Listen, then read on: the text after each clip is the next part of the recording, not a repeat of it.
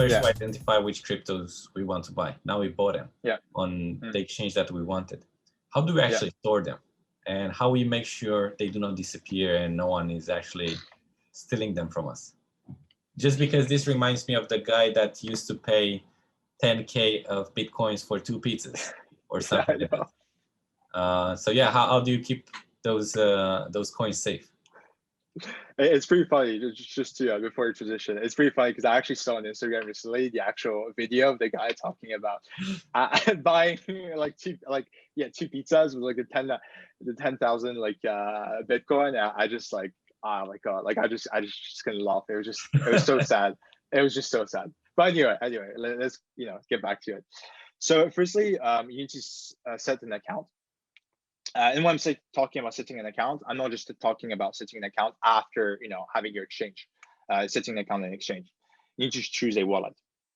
So what is a crypto wallet? So a crypto wallet is basically a software that stores the private and public keys that adds to a link between you and the blockchain where your crypto assets are. You can most of the time get those crypto wallets through the actual creating it online, and they will actually store your cryptocurrencies through the different codes, through an access key, and then also link directly to your crypto wallet address. So that's how you do transactions, for example. Fortunately, you'll need to know the key or like store it somewhere, the address key, sorry, because if you don't, that can actually be very difficult for you to actually send money or also receive money, for example. And so that's how you actually do transactions between any type of companies or so individuals. Obviously, if you invested in cryptocurrencies, the next step is to actually send that into your address. And we have different types of wallets that can actually be stored. You have what we call hot wallets and cold wallets. And then you have, and then obviously there's even more like paper wallets, hardware wallets, but these are different types of hard and cold wallets. And so to do transactions between your wallets, you need to have a private key and a public key. The private key is basically your kind of password, and the public key is basically your address. So that's why you actually do the actual transaction between both. Now you have your digital wallets. You actually go through it, and what you can do is that obviously because you bought your crypto, unless you buy it on your phone, you have a desktop wallet. And so the desktop wallet that you've created, for example, like MetaMask, where you basically create you have your address, you have the money you transfer from the exchange to the actual wallet. And so when it's transferred, it directly with the address, it takes maybe like 5, 10 minutes, 15 minutes, depending on how much money you actually paid for the gas prices.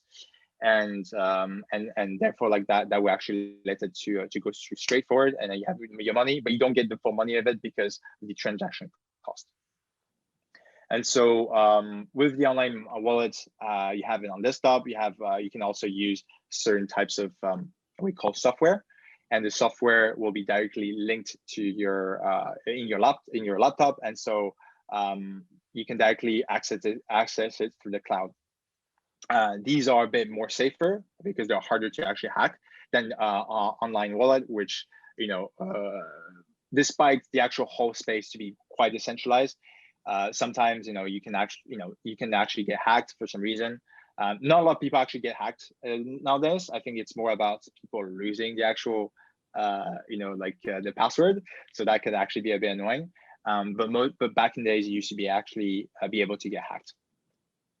If, for example, you're on your phone, you can have a mobile wallet. I actually wouldn't recommend that just because of, for example, you're losing your phone and stuff like this. It might be easier for outsiders or anonymous people to actually steal your money from your wallet. And also, I feel that these days, with the laptop, especially with all the type of antivirus, etc., it's harder for you to actually get hacked on your laptop than on your phone. On your phone, it's much more easier these days.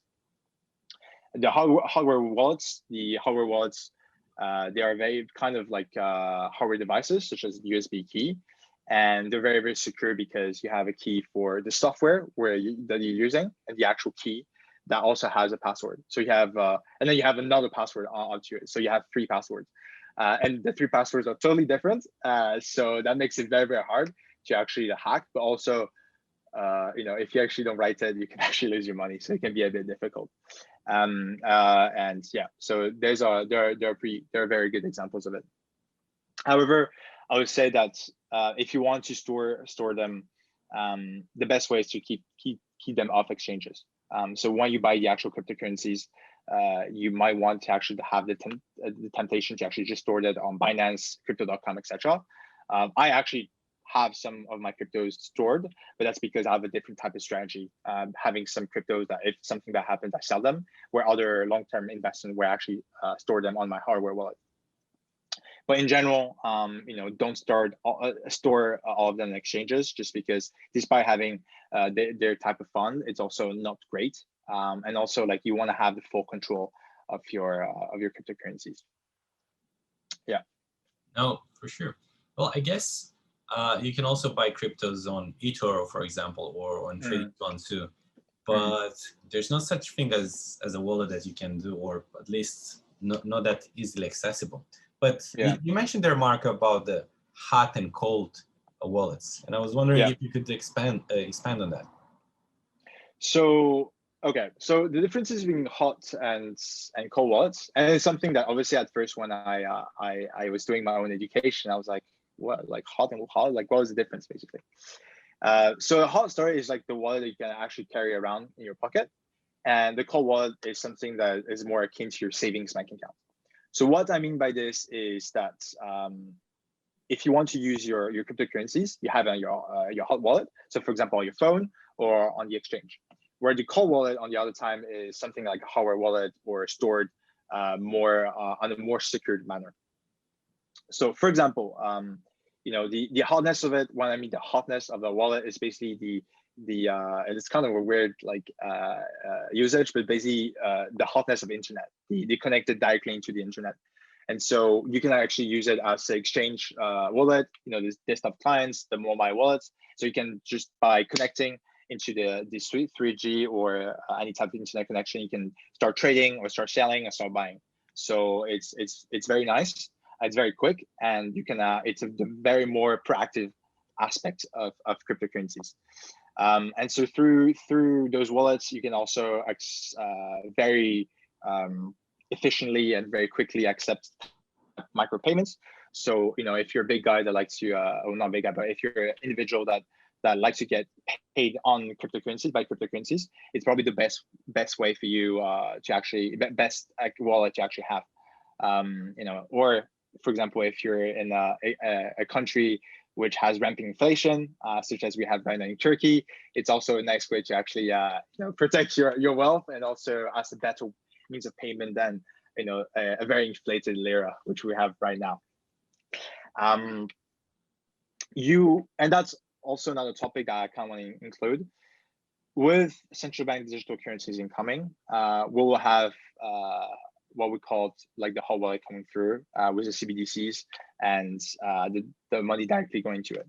So I know that later on, obviously right now, the hot wallet is mostly for people that are into cryptocurrencies, but with the arrival of central bank digital currencies, everyone will know basically what a hot wallet is, because it's basically like a kind of a different bank account, but directly linked to the government.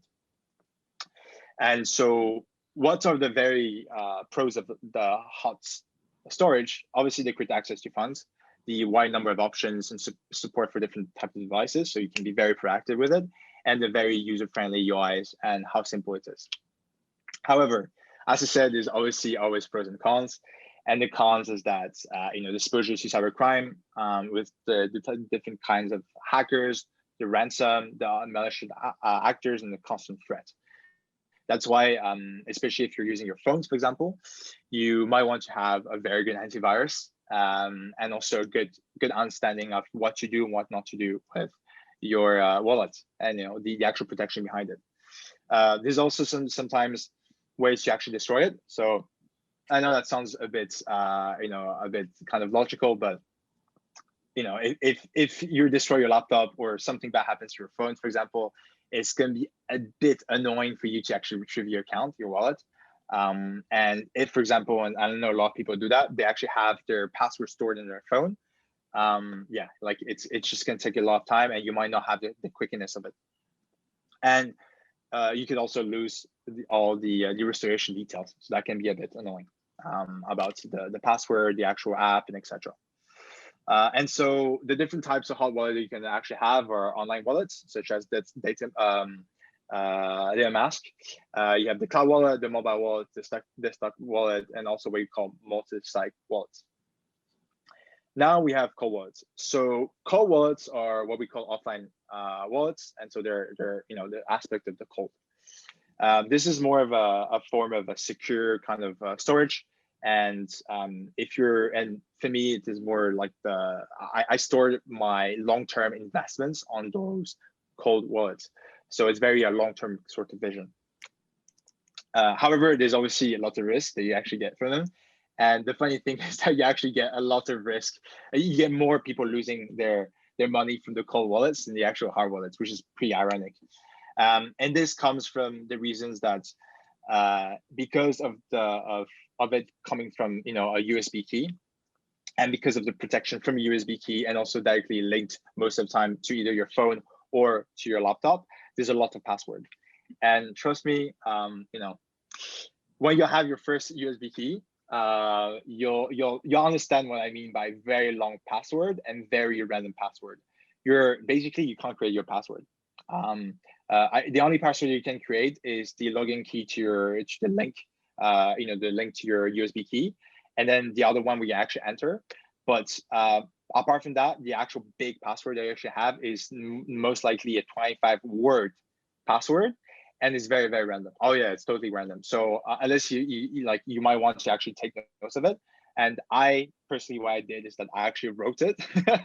I actually wrote it by myself, stored it with my key, or like in the box with my key. So when I open it, I know exactly like I can just open it and like basically like go through it, because you don't want to store it on your laptop or your phone, because with the hackers, with the iCloud, etc., it could be easier for them to actually look at. And it's just a bad environment basically. But yeah, so for the pros, it's obviously a greater place to actually hold large amount of coin for a longer period of time, and it provides that kind of safety aspect against hackers and the malicious of the malicious aspect that you actually get from online, which you don't get on the offline. Obviously, the pros, as I said, if the setting aspect can be a bit intimidating for beginners. Because of all the actual kind of things that you actually go through, like it's a long process. Like for me, I think it took me around an hour to actually set up my hardware key. So it took a bit of time. It's not ideal if you want to do quick and daily transactions. It's seriously an effort. I'm not gonna lie. Like I've done it once, I think, and it was just an effort. Like I've never after this I had to lay down a little bit because it was just such a pain. And obviously, because it's an offline wallet, if someone takes your key, I'm sorry to say this, but you're fucked. Like you're screwed basically. So you might want to actually store it either in a safety area, or carry it with you, like when you're traveling, for example. Like I have it everywhere I travel, just because like I don't want to like leave it somewhere. And also like I want to every time I travel, for example, because I travel from France to Hong Kong, and then when I'm going to travel from Hong Kong to France, I'll have it with me, like not with me, but like with me in my luggages, so that if I need to do quick transactions or investing strategies, etc., like rethink about my investing strategies, I can just directly plug it and go through it. So I think it's one of the big aspects of it. But personally, obviously it depends. As I said, the differences between cold or hard wallet. One hard is more hot wallet is more full on, like really quick investing, mostly for traders. And then the other part, the cold storage, is mostly for people that like to invest on the long term. I personally, use both. I have different types of balancing on my portfolio, and I would actually advise everyone to actually have both. The hardware wallets are not that expensive. And they actually could save you a lot of money, and also be very well for your long-term aspect, and also get into the tech aspect, because the crypto and blockchain world is very about tech. And so it's good to actually understand the tech behind it. And also it can sometimes be very good to kind of flex, you'd be like, yeah, I have this, I know this, like, I know how to use this technology. Like it could be a good starter for a dinner or just conversation with your friends. No, sounds good. I remember watching this video with Supercar Blondie, and she had like a watch, a thing from Jacob and Co. And that played the role of a key, or like a way where you can store some Bitcoins. And she's bragging, hey, here I have like 20 Bitcoins or something like that. But it's absolutely crazy. So yeah, hardware wallets.